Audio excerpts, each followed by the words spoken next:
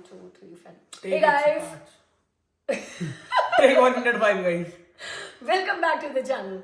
Guys, मुझे पता है कि आज हमने इन्फ्लेशन के बाद खर्चे कितने बढ़ गए हैं फैमिली के, उसके ऊपर वीडियो बनानी थी, लेकिन वो वीडियो हम कल बनाने वाले हैं. अमित की डेंटिस्ट अपॉइंटमेंट है, पता होगा, अपने कल की वीडियो में नोट कर लिया होगा कि अमित का दांत टूट गया है, तो he is feeling very conscious coming in front of the camera. तो वो बिहाइंड द कैमरा आज काम कर रहे हैं. लेकिन एक और वीडियो मुझे बनानी थी वैभव के साथ, तो मैं कहा वैभव को पकड़ के बिठा लेती हूँ और इसी से जितनी इन्फॉर्मेशन आपके लिए निकाल सकती हूँ ना निकाल लेती हूँ. बिकॉज मुझे बड़े सारे लोगों ने पूछा, इनफैक्ट आज भी इंस्टाग्राम पे मुझे मेरे एक सब्सक्राइबर है हार्दिक पंडित, उनका मैसेज आया कि शिल्पा जेन्युइन वेज बताओ कनाडा में आने के, अगर पीआर के पॉइंट्स नहीं बन रहे हैं तो कनाडा में क्या तरीके हैं कि बंदा आ सके. Guys, let me tell you one thing, student visa is the genuine way and the quickest way to come to Canada. क्योंकि पीआर में पता है क्या हो रहा है, एक्सप्रेस एंट्री में पॉइंट्स इतने हाई जा रहे हैं यार, 490 495 के पॉइंट्स जा रहे हैं, जो डाउन आने वाले हैं, लेकिन फिर भी यार 470 475 पॉइंट्स आना भी एक आफत है अगर आप 30 प्लस हो गए हो तो, ठीक है. और इसके अलावा पीआर की वेटिंग लाइन भी इतनी लंबी है, 2-2 साल पीआर आ नहीं रही है. तो अगर आप वैभव की तरह हो जिसके पास पेशेंस नाम की चीज नहीं है, आज सोचा है कि मुझे कनाडा जाना और कल मुझे कनाडा पहुंचना चाहिए, तो फिर क्या तरीका हो सकता है, वो हम वैभव से डिस्कस करने वाले हैं. पहले तो ये बताओ भाई, आप पीआर लेकर क्यों नहीं आए हो, स्टूडेंट वीजा पे क्यों आए हो यहाँ पे? पीआर क्योंकि मेरे पास रेलेवेंट वर्क एक्सपीरियंस नहीं था, मैं फ्रेशर था बिल्कुल. मतलब मेरी 2022 में एमबीए कंप्लीट हुई. मई जून में मैंने एग्जाम्स दिए, अप्रैल में एग्जाम्स दिए, और मैं उसके बाद सोचा कि चलो भाई कनाडा चलते हैं, कुछ नहीं रखा इंडिया. इसको पीआर मिलने भी नहीं थी, इसको समझ ही नहीं आ रहा कब एग्जाम दिए थे. कितना टाइम हो गया, कौन याद रखता है एग्जाम्स की एक डेट. ये बात भी है गाइस कि अगर आपके पास रेलिवेंट वर्क एक्सपीरियंस नहीं है, मुझे इंस्टाग्राम पे बहुत सारे लोगों के मैसेजेस आते हैं, यूट्यूब पर भी आते हैं कि हमें कनाडा आना है वर्क वीजा पर या फिर पीआर पर, कैसे आ सकते हैं आप बताओ. तो गाइस, अगर आप फ्रेशर हो वैभव की तरह, अभी कॉलेज पास आउट करके आए हो, कभी काम नहीं किया जिंदगी में, कोई वर्क एक्सपीरियंस नहीं है, रेलिवेंट अपनी फील्ड में वर्क एक्सपीरियंस नहीं है एटलीस्ट 3 साल का, तो आपके पीआर के पॉइंट्स वैसे ही नहीं बनने. अब वैभव अगर एमबीए कर ली इंडिया में तो स्टूडेंट वीजा, क्योंकि मैंने सुना है कि जिन्होंने मास्टर्स कर ली होती है, पढ़ाई उनकी एक तरह से खत्म ही हो चुकी होती है, उनको स्टूडेंट वीजा, उनका रिजेक्शन रेशियो बड़ा हाई होता है. तो what you are doing here, कौन सा कोर्स कर रहे हो, कौन से कॉलेज में कर रहे हो, ये बताओ. तो जब आप प्रिपेयर करेंगे अपना फाइल्स वगैरह या भी अप्लाई करने लगोगे, तो गाइस जस्टिफाई करना होता है मेन बेसिकली आपको. जैसे मैंने एमबीए कर ली तो मैं यहाँ पे 2 साल का डबल मास्टर्स नहीं कर सकता था, मेरे को वीजा ही नहीं मिलता. मतलब चांसेस है कि रिजेक्शन रेट ज्यादा हो जाता है. जैसे एग्जांपल, यूनिवर्सिटीज है, वो आपसे स्टेटमेंट ऑफ पर्पस मांगते हैं किसी भी कोर्स में आते हो. तो अगर आपने कर रखी है ऑलरेडी मार्केटिंग में कुछ और आप कुछ और कोर्स लेके आ रहे हो, तो सेंस नहीं बनता, वो ऐसे ही आपको रिजेक्ट कर देंगे. तो इसीलिए मैंने पहले 8 महीने का नीश ढूंढा है अपना डिजिटल मार्केटिंग, फिर 8 महीने कोर्स के लिए अप्लाई किया मैंने. और मेरी जो एमबीए है वो मार्केटिंग में, मार्केटिंग एज अ होल जो पूरी बहुत वास्ट है, उसमें मैंने एक नीश पकड़ लिया डिजिटल. अब उसमें भी एक नीश आएगा आगे, वो बाद में देखते हैं क्या है, लेकिन अभी डिजिटल मार्केटिंग का कोर्स कर रहा हूँ. तो गाइस, स्टूडेंट वीजा रिजेक्ट भी बहुत ज्यादा होते हैं, हाई रिजेक्शन रेट है स्टूडेंट वीजा में. उसका रीजन यही होता है कि ना आपको पता ही नहीं होता कि कौन सा कोर्स कनाडा में करना है. अगर आपकी पुरानी स्टडीज आपने मास्टर्स इंडिया में कर ही ली है और यहाँ पर आप आकर कोई भी कोर्स कर लोगे, आप अगर अपना स्टेटमेंट ऑफ पर्पस में आप उसको जस्टिफाई नहीं कर सकते, डेफिनेटली रिजेक्ट होगा. इनफैक्ट हमने भी, अमित और मैंने दोनों ने वैभव को बोला था कि तू 8 महीने कोर्स करने क्यों आ रहा है, इसके बाद तुझे सिर्फ 1 साल का वर्क परमिट मिलेगा, तो तेरी पीआर लेने में फिर मुश्किल हो जाएगी. Probably he has to do another course also, but ये उसका राइट डिसीजन था. बिकॉज अगर वो ये कोर्स नहीं करता डिजिटल मार्केटिंग का, जो सिर्फ 8 महीने का ही था, कोई भी और कोर्स करता तो उसका स्टूडेंट वीजा रिजेक्ट होने के हाई चांसेस थे. तो अब उसने एमबीए मार्केटिंग करने के बाद डिजिटल मार्केटिंग का कोर्स चूज किया, चाहे वो 8 महीने का है, but at least student visa reject नहीं हुआ and he is in Canada. तो अब आगे क्या प्लान है, 8 महीने के कोर्स के बाद अगला कोर्स करना है कि पीआर अप्लाई करनी है? तो गाइस ये ना वेरी करता है. अब जैसे मैंने एमबीए कर रखी है और 8 महीने के कोर्स के बाद यहाँ पे कंडीशन क्या है पीआर के लिए, तुम्हारे पास 1 साल का कैनेडियन वर्क एक्सपीरियंस होना चाहिए. उसमें क्या होता है, नोक या टीयर सिस्टम चल रहा है आजकल. अब जैसे मैं कोर्स कंप्लीट करूंगा, उससे पहले एक बार मैं अपनी प्रोफाइल इवेल्युएट कर लूंगा. अगर मेरे पॉइंट्स ऐड अप होंगे, 1 साल का वर्क एक्सपीरियंस ऐड करके उसमें कैनेडियन, तो ठीक है, नहीं तो एक और कोर्स करेंगे, फिर मेरे पास 2 साल का वर्क परमिट आ जाएगा, फिर तो होता ही रहेगा आगे इजीली पीआर का सिस्टम. तो वैभव के पास फायदा ये है कि he is already masters from India, तो मास्टर्स के पॉइंट मिलेंगे वैभव को, और उसके बाद यहाँ कनाडा का भी एक कोर्स हो जाएगा, उसके पॉइंट से मिल जाएंगे, और ये कोर्स कंप्लीट करने के बाद 1 साल का जो वर्क परमिट मिलेगा और उस 1 साल में जो उसका वर्क एक्सपीरियंस होगा उसके पॉइंट से मिल जाएंगे. तो मास्टर्स के पॉइंट, कनाडा की स्टडीज के पॉइंट और 1 साल का कनाडा वर्क एक्सपीरियंस के पॉइंट्स मिलाकर अगर उस टाइम के कट ऑफ के हिसाब से ही विल बी फाइन, तो फिर दोबारा कोर्स करने की जरूरत नहीं है. बट एक बार मतलब थोड़ा डाइसी हो जाएगा, क्योंकि 1 साल का ही मेरे पास वर्क परमिट होगा और 1 साल का ही मेरे को एक्सपीरियंस लेना होगा. थोड़ा सा रिस्की हो जाता है यहाँ पे. अगर कॉन्फिडेंस है आपको कि जॉब मिल ही जाएगी और आपकी टीयर 1 और या 2 के अंदर आती है, अच्छी मतलब टीयर में आती है, तो ईजी है. नहीं तो फिर 1 साल का और कोर्स, 1 साल का और कोर्स, मतलब जहाँ 20-25 ये लाख लगाओ 10 लाख और सही। हाँ पैसे की बात ही कर रही है मैंने, बट आपको बता रही हूँ। तो ये एक स्ट्रैटेजी है। आप ये मत सोचो, क्योंकि ना आप दिमाग में ये रख कर बैठे होते हो कि यार नहीं, अगर मैं 2 साल का कोर्स नहीं करने जा रहा हूँ कनाडा में तो मुझे 2 साल का वर्क परमिट नहीं मिल रहा है, फिर कोई फायदा नहीं है, 1 साल के वर्क परमिट के बाद मेरे इतने पॉइंट्स नहीं बनेंगे। किसी भी तरीके से ना एंट्री ले लो एक बार कनाडा में, स्टूडेंट वीजा मिल गया, कनाडा में आ गए, आने के बाद sky will be the limit. आप दूसरे कोर्सेज भी कर सकते हो, फिर आप एक डॉलर्स में कमाने लग जाओगे, डॉलर्स में कमाने के बाद डॉलर्स में फीस भरना फिर भी आसान है, राइट? क्योंकि वो भी खर्चा करके आए, रुपीस को डॉलर्स में कन्वर्ट करा के आया। तो भाई ये बताओ खर्चा कितना हुआ है? खर्चा गाइस मतलब टोटल अगर देखा जाए तो छोटी छोटी चीजें मिला के, जैसे मैंने बैकअप के लिए 3 कॉलेज में अप्लाई किया था जो मेरे पास बेस्ट ऑप्शन है, योर्क यूनिवर्सिटी, सेंट लॉरेंस और ये, इनका यहाँ से खर्चा स्टार्ट हो जाता है आपका बेसिकली जब आप फॉर्म अप्लाई करते हो। तो ये 50 to 100 का एड वेरी कर सकता है, 50 से 100 डॉलर के बीच में होता है पर एडमिशन फॉर्म, पर कॉलेज का एडमिशन फॉर्म, और ये रिफंडेबल नहीं होता, तो ये भूल ही जाओ एक बार करके। आप अगर 5 कॉलेजेस में अप्लाई करना है आपने तो $500 मतलब 2-3 में तो मैं बोलूंगा ये करके ही चलो, क्योंकि जैसे न्यूयॉर्क यूनिवर्सिटी का मेरे पास कब आया था लेटर ऑफ एक्सेप्टेंस, जब मैं ऑलरेडी वीजा अप्लाई कर चुका था, आने भी वाला था मेरा वीजा तब, तो मेरे पास जनवरी तक का टाइम नहीं बचता, क्योंकि वीजा का प्रोसेसिंग टाइम है तब 4 महीने था। तो सेफर साइड 2-3 ऑप्शंस लेके चलना जब भी अगर आप अप्लाई करो। तो चलो पहले तो आप खर्चा ले, नहीं आइल्स का खर्चा सबसे पहले है ना? हाँ आइल्स तो आइल्स का क्या रेट चल रहा है इंडिया में अभी? 16,000, 15,500 16,000 के बीच में। 16,000 रुपए तो आपको चाहिए, मतलब हम इंडिया की करेंसी की बात करते हैं, बिकॉज जो कनाडा में रह रहा है, आई एम नॉट थिंकिंग कि यार वो कनाडा में विजिट वीजा पर अगर अब स्टूडेंट वीजा अप्लाई करना है और अब खर्चे कैनेडियन डॉलर में लेने उन्होंने, तो इंडियन करेंसी की बात करते हैं। तो पहले तो आइल्स पे करना है, आइल्स का 16,000, फिर आप जितने भी कॉलेजेस के फॉर्म भरोगे $50 से $4 पर कॉलेज के फॉर्म। हाँ अगर 3 जगह अप्लाई करते तो आपका 16,000 वो और 15,000 वो लगा के चलो। ठीक है, उसके बाद बताओ प्रोसेस बताओ पूरा कि भाई आपने आइल्स दे दिया, आइल्स पे स्कोर कितना चाहिए? मैं आपको गाइस पूरा स्टेप एक्सप्लेन करता हूँ, छोड़ो सब। सबसे पहले आपको क्या करना है, पहले आपको काउंसलर पकड़ना है। अगर आप खुद कर सकते हो बहुत अच्छी बात है, लेकिन करना मत, मैं एडवाइस नहीं करूंगा क्योंकि बहुत कुछ देखना पड़ता है। तो पहले काउंसलर पकड़ो। मैंने आईडीपी लिया था क्योंकि वो आईडीपी में हमसे पैसे नहीं लेते, उनकी कॉलेजेस से टाइप्स होते हैं। आईडीपी लो, उनसे अपने कोर्स बताओ, बैकग्राउंड बताओ, तुम्हें बेस्ट पॉसिबल एडवाइस देंगे, चूज करो। अब इसमें 2 चीजें होती हैं, एक होता है कंडीशनल, एक होता है अनकंडीशनल। मतलब या तो तुम आइल्स दे के ले लो या आइल्स बिना दिए भी अप्लाई कर सकते हो किसी किसी कॉलेज में जो ऑफर करते हैं आपको, लेकिन आइल्स एट द एंड देना ही है आपको बाद में। ये इसलिए होता है क्योंकि कई कॉलेजेस की बहुत जल्दी फिलअप हो रही होती है सीट्स। तो मैं ये भी एडवाइस करूंगा कि 8 से 9 महीने पहले अप्लाई करना। उसके बाद आइल्स दे दिया, कॉलेज में आप दे दिया अपना। आइल्स में स्कोर कितना चाहिए? आइल्स में मिनिमम यहाँ के कनाडा के लिए 6, मेजॉरिटी 6.5 मांगते हैं यूनिवर्सिटीज और कॉलेजेस। कई कई ऐसी यूनिवर्सिटीज होती हैं जो आपसे मांगी क्या कि आपका किसी एक सर्टेन फील्ड में ज्यादा होना चाहिए। जैसे अगर आपको कोर्स लिसनिंग का ज्यादा है तो उसमें वो आपसे 7 मांग सकते हैं कंडीशनल। ठीक है, अब आइल्स दे दिया, अब आगे क्या करना है? काउंसलर के पास चले गए। काउंसलर के पास चले गए, आपने कॉलेजेस अप्लाई कर दिया। आपको कॉलेजेस में पहली बात सारे आपके डॉक्यूमेंट्स देने पड़ेंगे, एकेडमिक्स के सारे डॉक्यूमेंट्स और पासपोर्ट।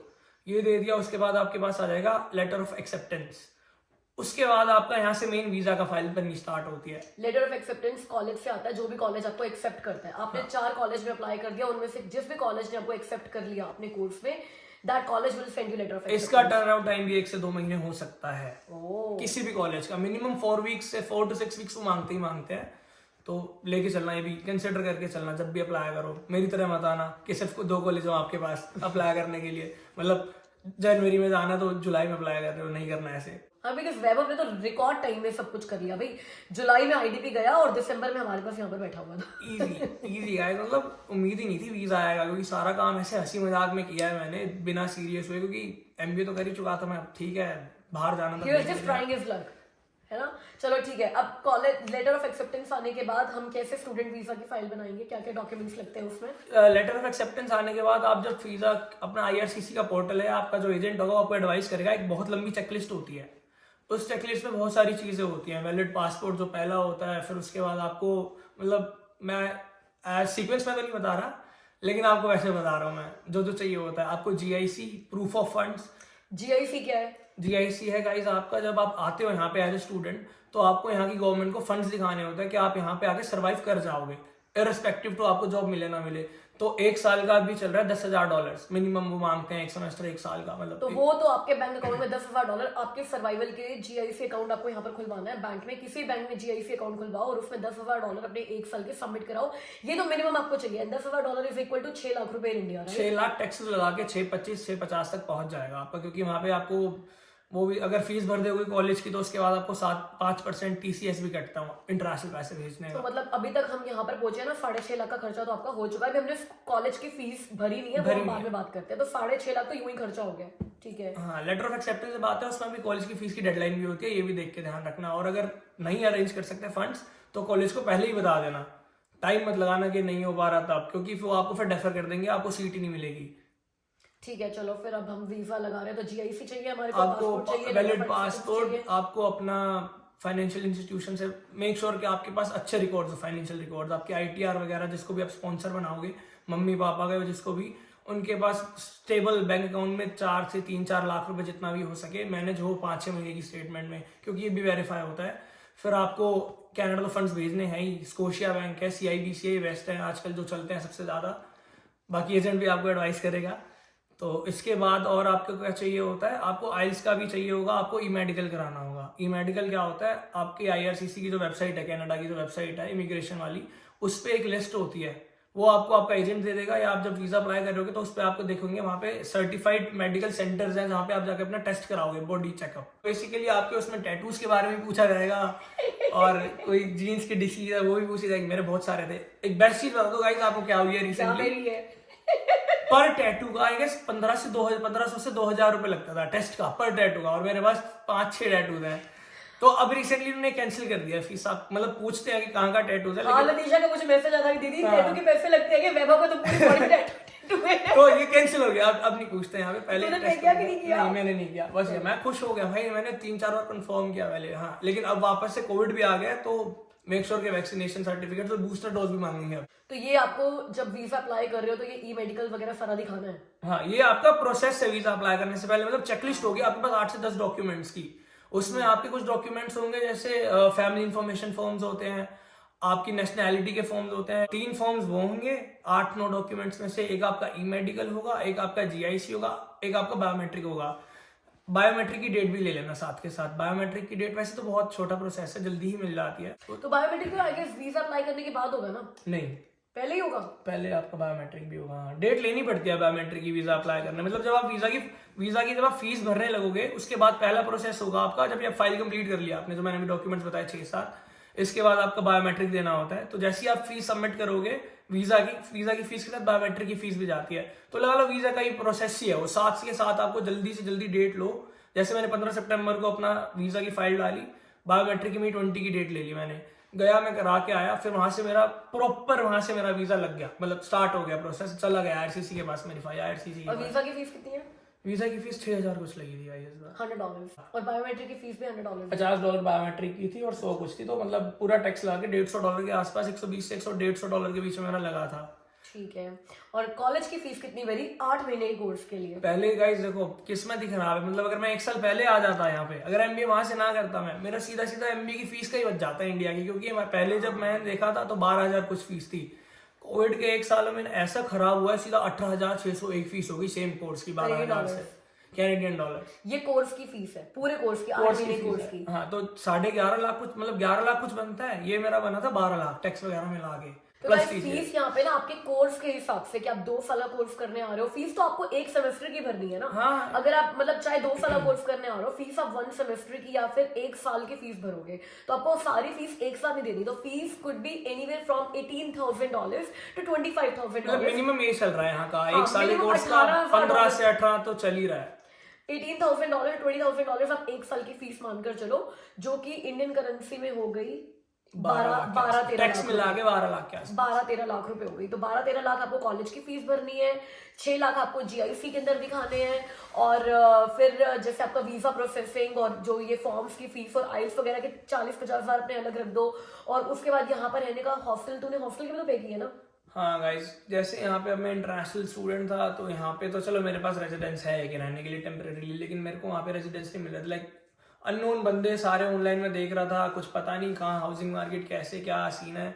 तो जीजू ने भी एडवाइस किया, मैंने जीजू से मैंने जीजू का 1 महीना दिमाग खाया है, हर दूसरे दिन मैसेज करके। तो मैंने जीजू से पूछा कि क्या करूँ, तो जीजू ने भी बोला कि रेजिडेंस में ही रह ले, थोड़ा कॉस्टली होता है, लेकिन मैं भी एडवाइस करूंगी वहीं रहो, क्योंकि यहाँ पे आके मैं देख रहा हूँ भाई स्नो शवल करनी पड़ती है, फिर बहुत सारी ऐसी छोटी छोटी रिस्पॉन्सिबिलिटीज आ जाएंगी अगर आप घर रिलीज करोगे तो, या किसी के साथ शेयरिंग में भी रह रहे हो। अब शुरू के 3-4 महीना आई गेस एडवाइजेबल है, जब तक आपको मतलब पूरा कैनेडियन कल्चर समझ में नहीं आता, चीजें शॉप कहाँ से करनी है ढंग के। अब भी तक भी इसने एक विंटर जैकेट नहीं लिया ढंग की, विंटर शूज नहीं लिए ढंग शॉपिंग के। नहीं करा के लेने गए, क्या करूँ बताओ। पता है मैं इसलिए सजेस्ट किया था कि कॉलेज में रहा है क्योंकि तेरे को फ्रेंड्स बनाने के लिए ना एफर्ट्स नहीं करनी पड़ेंगी। जैसे ये तो बेचारा अकेला है, इसके पास एक भी फ्रेंड इसके साथ नहीं आया है, लेकिन अगर आप 3-4 मैं खुश फ्रेंड्स हूँ, मैं खुश हूँ, मैं अकेले आके खुश हूँ। तो अगर आप ग्रुप में आ रहे हो, आपके ऑलरेडी फ्रेंड्स हैं यहाँ पर, उनके साथ ही रहने का प्रोग्राम है, मतलब उन्होंने घर सेटअप कर रखा है, वो बात अलग है। लेकिन शुरू के 3-4 महीने इट्स एडवाइजेबल कि यार आप हॉस्टल के अंदर ही रहो। तो हॉस्टल की फीस भी तो भरी है तूने? हाँ तो हॉस्टल की फीस तो आप लोगों ने ही भरी है ना मेरी। $4,500 $4,500। हाँ बार बार अपना दांत दिखाए जा रहे हैं हमारे को टूटा हुआ, और हमारे को हंसी आ रही है बिना मतलब में। यार हमें डिस्ट्रैक्ट करना बंद करो। एनीवेज चलो ठीक है। तो मेरे ख्याल से वैभव सब कुछ मिला मिला के तेरा 25 लाख रुपए लग गया होगा। हाँ मोटा मोटा 25 लाख रुपए, मोटा मोटा ना 25 लाख लग गया वैभव का। तो गाइस अगर स्टूडेंट वीजा आप सोच रहे हो कि स्टूडेंट वीजा पर आना है, तो सबसे पहले तो आपको ये देखना है कि फंड्स है कि नहीं है, क्योंकि ये एक्सपेंसिव प्रोसेस है। ये 25 लाख गाइस थोड़ी बहुत शॉपिंग, मतलब यहाँ की जो नेसेसिटीज लेनी थी और टिकट, एयर टिकट वगैरह लगा के, सब लगा के आराम से 25 लाख। हाँ क्योंकि आपको एयर टिकट भी तो करनी है ना, टैक्सेस वगैरह सब मैनेज करके। तो यू हैव टू डिसाइड। अगर आपका डायरेक्टली पीआर पे हो सकता है तो एक्सप्रेस एंट्री से पीआर पे आना इज द बेस्ट ऑप्शन। एक तो 8777 IS में सबका नहीं बनता, फिर 3 साल का वर्क एक्सपीरियंस, ठीक है, जो 30 प्लस हो गए हैं। अब 30 प्लस हो गए हो तो एज में नंबर कट जाते हैं, ठीक है। तो ये बहुत सारे फैक्टर्स मिलाकर आई वुड से कि या स्टूडेंट वीजा पर आना थोड़ा ये है कि भाई 25 लाख रुपए बना।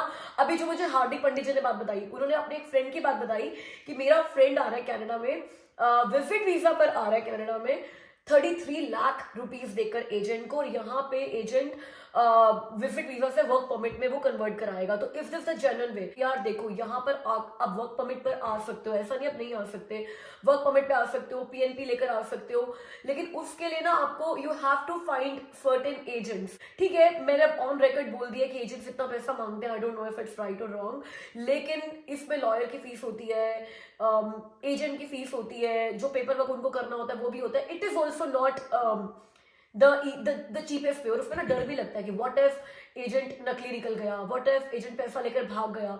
एटलीस्ट स्टूडेंट वीजा में आपको पता है कि आप सारा कुछ ना एक प्रॉपर तरीके से करके आ रहे हो, कोई कुछ भी लेकर ना भागने नहीं वाला है, राइट। तो ये बताओ कि अगर आप 30 प्लस एज के हो गए हो, इसीलिए आप एलिजिबल नहीं हो रहे, आपके पॉइंट्स नहीं बन रहे, कि 30 प्लस वालों को भी स्टूडेंट वीजा मिल जाता है। 23 ईयर्स ओल्ड अगर स्टूडेंट वीजा लेना थोड़ा जेन्युइन लगता है।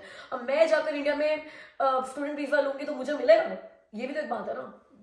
मिल भी सकता है, नहीं मिल सकता है। एट द एंड गाइस तुम्हारे ऊपर तुम SOP कैसे बनाते हो, जस्टिफाई कैसे करते हो। अगर तुमने कुछ नहीं किया उस गैप में, अगर तुमने जस्टिफाई करते कि ठीक है मैंने ग्रेजुएशन करी, सर्टेन अमाउंट ऑफ टाइम पे काम किया बढ़िया रेलिवेंट प्रोफाइल से, ये नहीं कुछ भी कर लिया, और उसके बाद उसी में ही आगे आप स्टडी करना चाह रहे हो, वो जस्टिफाइड है, आपकी प्रोफाइल करियर से रेलिवेंट है, और एज ए एसेट आप यहाँ पे आके वर्क करोगे तो मे भी आपको मिल जाए। ऐसे लोग हैं जिनको इस एज में भी स्टूडेंट वीजा मिल रहा है, लेकिन रिजेक्शन रेशियो हाई है। तो आप एक रिस्क लेकर चलो कि जो IELTS आप पे कर रहे हो, जो आप जो कॉलेजेस का आप पे कर रहे हो सकता है वो लास्ट में सारा प्रोसेस करने के बाद आपका वीजा रिजेक्ट हो जाए।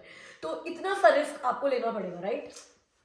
लेना पड़ेगा। अब एज अ कंपनी ही ले लो आप, ये कंपनी और वो रिक्रूट कर रही है बंदे, तो अपने बेस्ट चाहती है एम्प्लॉइज, तो यहाँ पे भी ये बेस्ट पीपल वो चाहते हैं यहाँ पे आए एज एसेट बन के सिटीजन्स में, तो इसीलिए वो काफी ज्यादा थोड़ा मतलब गैप्स और एज को देखते हैं, बैकलॉग गैप्स और एज को।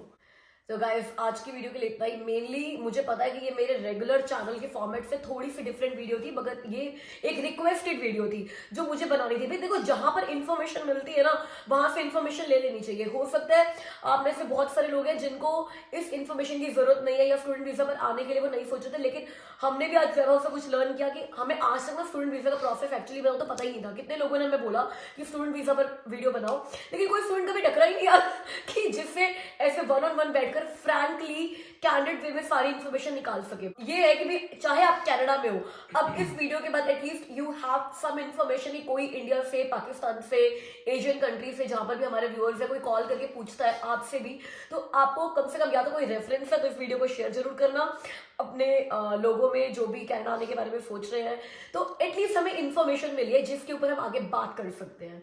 अब मैं से मिला कल की वीडियो में, तब तक हमें ख्याल रखिए, बाय।